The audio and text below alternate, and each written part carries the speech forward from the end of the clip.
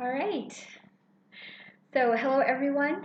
My name is Seema Kaneja, and today I have my friend with me, Barb Adams.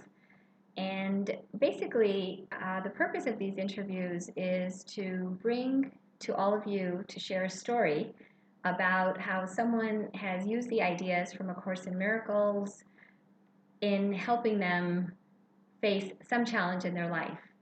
And I love doing this because I think the ideas of A Course in Miracles or whatever spiritual tradition you're working with is to really help you be applying these ideas and putting them into practice with whatever it is you're doing, whatever it looks like. So when I met Barb, we actually met through being in the same Course in Miracles group here in Rochester, New York. And I'm so excited because she's written this beautiful book, and I have to show the book first because it's just so beautiful. And being a mother, being myself a writer, and also a pediatrician, this book is just so precious to me. And we'll give you more information towards the end. How, if you're interested, how you can get the book. There's also a CD because Barb is also a songwriter and a composer. So she's going to talk about that. And I really want to ask her some questions. And so, Barb, thank you so much for agreeing to do this. I really appreciate it. Thank you, Seema. I'm happy to be here. So, what I want to know is, first of all, what inspired you to write this book? And also, please give us a background, um, just your background with teaching and all. I'll let you talk about that a little bit because I think that's also important for the audience to All hear. right. Thank you, Seema. Okay. I'm a retired educator. I was in education as a teacher and my last 6 years as a school administrator. And I'm retired now. And teaching for me was always a calling. I felt even before I found A Course in Miracles that the teachings of the Course really resonated with me without me being able to put a name to the different principles of them. So as an educator, and then a little bit later as I came to the Course, I started looking at the Course not only through my spiritual eyes, but through the eyes of an educator and a parent and a grandparent. And I'm seeing that as I went online and looked in bookstores, there were really no resources for children to learn the principles of the Course at age appropriate levels. And I didn't see any resources really where parents, caregivers could share the teachings of the Course. And as a teacher, I was always a storyteller. Rather than showing lots of movies in my classes to illustrate points, I would tell stories. So I used a lot of oral ways of sharing ideas in a fun way, in a way that kids could recognize and relate to. And so that all came together with the idea of why not write a story. I've always been interested in writing.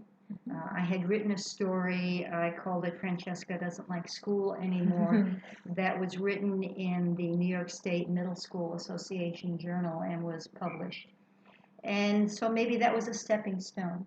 And when teachers in my school read that, especially one teacher in particular, Alice, she really encouraged me to continue my writing of children's stories. So I did. I was inspired. This book really tells the story of how Grace, and I want to hold that up again. This is here. This is Grace is the daughter, and Faith is the mother. And it's a story of how a young girl moves from fear to love. How she worked through her fear with the patience of her mom, just saying, "Tell me what you see now," when they walked into a soup kitchen where the majority of the story takes place. "Tell me what you see now. And then before we leave at the end of the day, tell me what you see then." And what we see is really the evolution of spiritual insight, of spiritual vision. And essentially, Grace comes to see with her heart, which is the name of the song that I then wrote and recorded, which is also available on iTunes, by the way. Um, so it's a wonderfully illustrated book. I had it professionally. Here we go. I had it professionally illustrated locally in town by Animated Studio. So I really feel like it's a quality book. It's available on Amazon, and it's something that speaks to the heart of teachers, parents, grandparents, and children.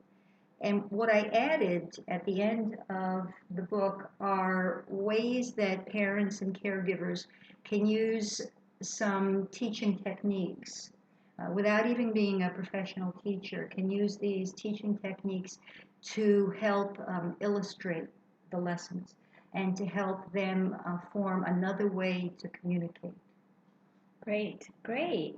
Yeah, I think definitely as a parent myself, it's really wonderful to know that you've kind of been drawn to this, and that hopefully there'll be more books in this, because there's so many ideas and so many different ages. You talked about different age groups as well. Right.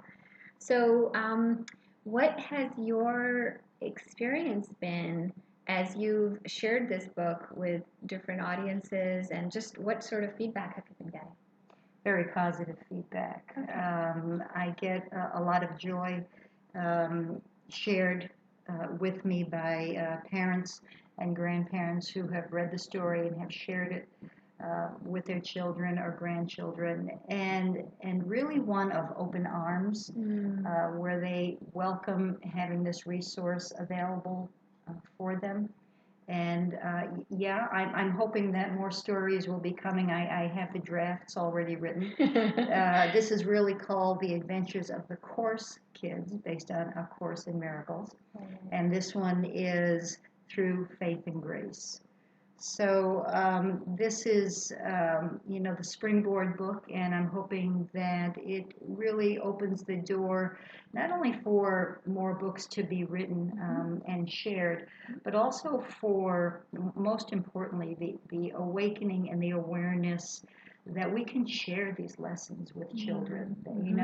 Like anything that we teach our kids, we keep it at age appropriate. And when I say that, what I'm talking about is the language that we use. And how can a child be so young as not to understand what love is?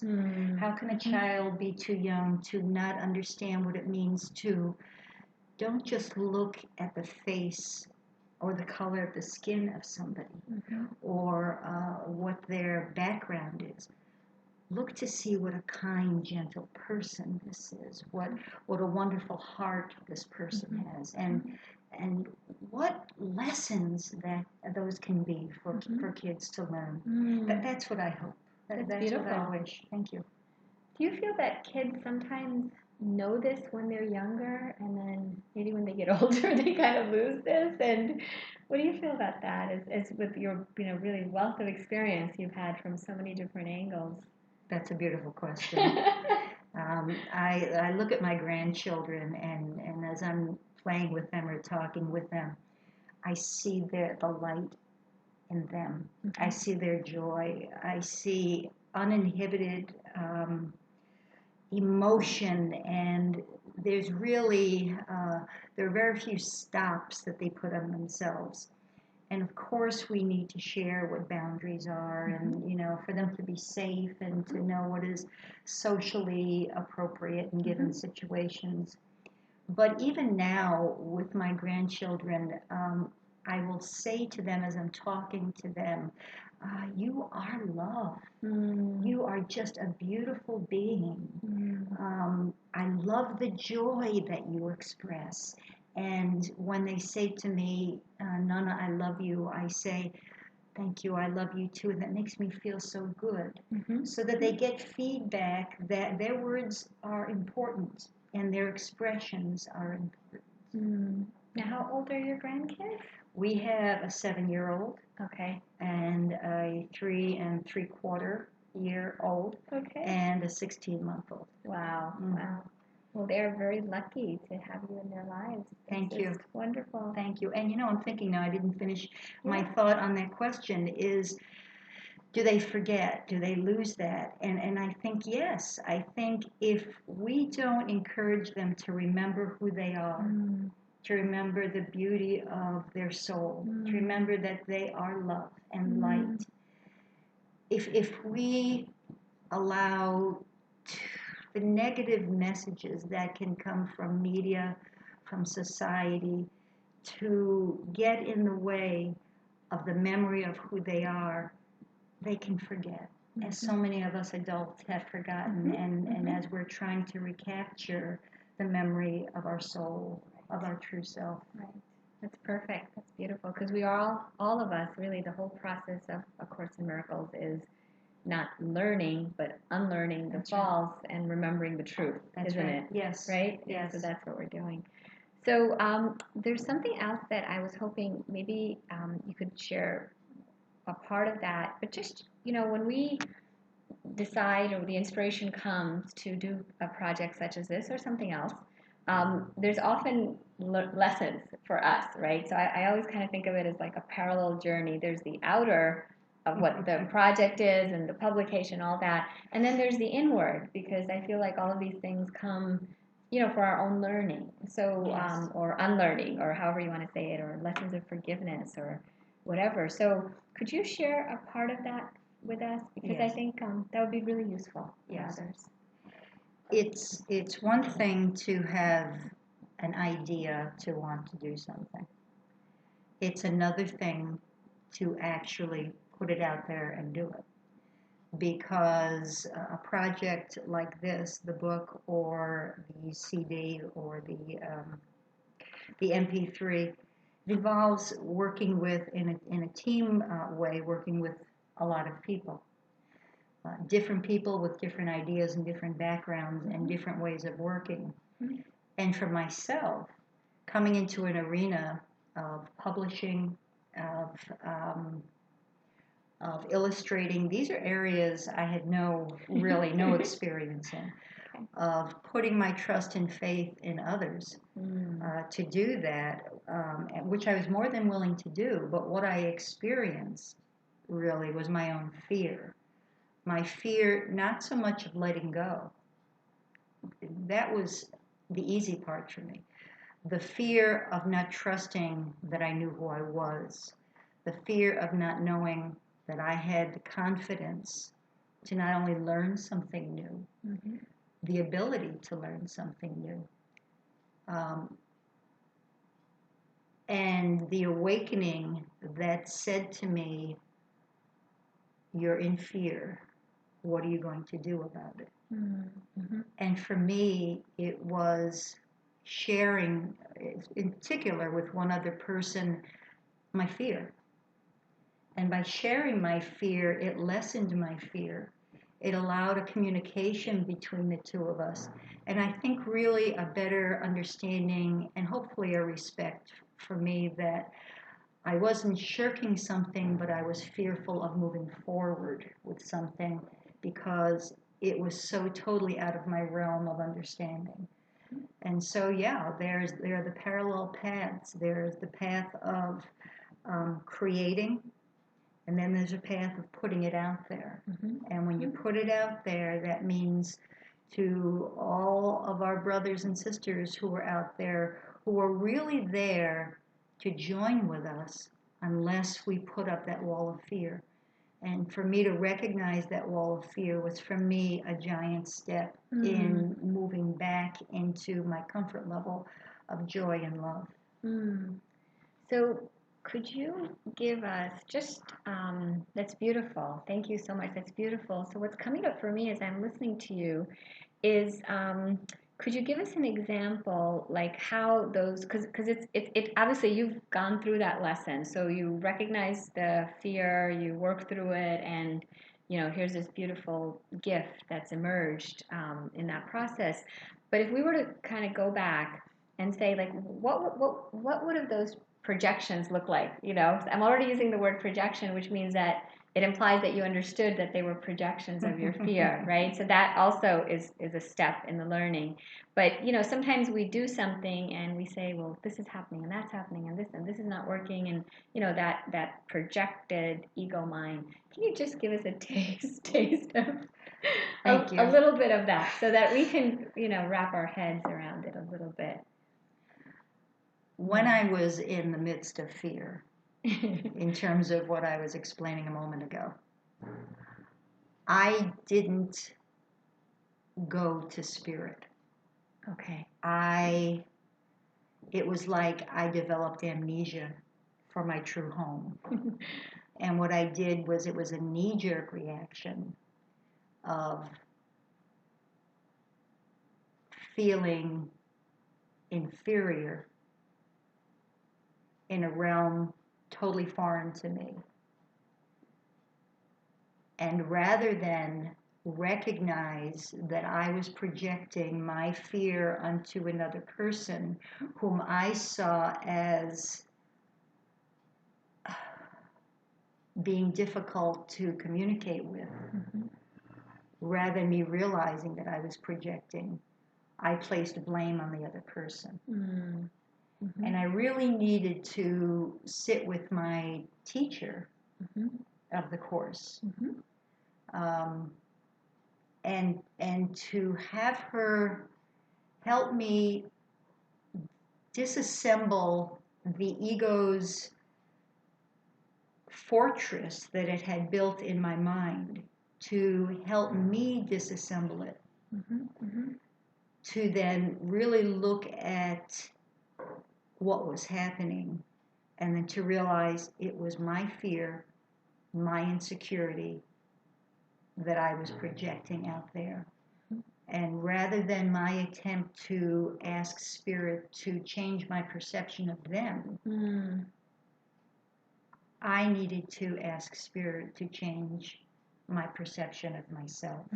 Okay. And to remember who I am. Right. Yeah. Good question. Thank you. Yeah. So then on the outer realm, it could look like, we're trying to do this task and people are not helpful, or they're not doing it right, or maybe they're getting in the way, or it could be any one of those things, right? It could look like something is stalled or it doesn't seem to be moving. And that's beautiful that it's not just, it's like change my perceptions, but it's like I'm reminded of this lesson in the Course where it says, you will see outside what you choose to see inside. So if inside we're seeing insecurity or not sure, then outside we see that, and so it's like making all those connections to go inside and really asking, like, show me who I truly am, right? Like Exactly. And so it's beautiful, like through the eyes of faith, through the eyes, like, how can I see that? Yes. Just what the book was about, like seeing. So it's almost like seeing yourself with that spiritual vision, right? Beautiful. Yeah, it's like seeing yourself with that vision. Even before we can see another, we have to. So it sounds like there was a learning around how to see yourself. And then did things seem to move for you, or the Absolutely. process? Yeah. Absolutely. Yeah. Because then this one in particular person really extended himself to me and said, how can I help you make this work? It was beautiful. It was really beautiful. And was it the person you expected, or it was someone else that showed up? It was the person, well, I didn't expect this from the person. Okay. But he, in another guise, showed up. Isn't that interesting? He, from his holy self showed up. Okay. Yeah. Okay. That's great. Yeah. That's great. That sounds wonderful. That sounds like it's been an amazing journey. It has been. It has been, and it continues to be. Great. Yeah. Great. So, is there anything else that you think you'd want to share with the audience? Anything else that comes up that you feel you'd like to say about your process or the book, or? I guess what I'd like to share is that something that you've been saying is that this is all a process. Whether it shows up in the physical world as a book or as a CD or an MP3, whatever it is, these ideas and projects are placed in our lives as a way for us to learn our lessons. And faith and grace have helped me to learn lessons, and I know they'll continue to help me learn more lessons. Yeah. So that's what I'm looking forward to, is what lessons do I need to learn so that I can truly know and move forward with my true self. It's beautiful. It's Thank you, beautiful. Sarah. Thank you. So for the listeners, for the watchers, Amazon is the best place because I'm sure many of them are going to want to get these books. Yes. So here it is again. So Amazon's the best place for them to go. Amazon.com. And the CD as well is available on Amazon? No. The CD really is only available locally. Through you? Through me, right. At Barbara, no, let me put it this way.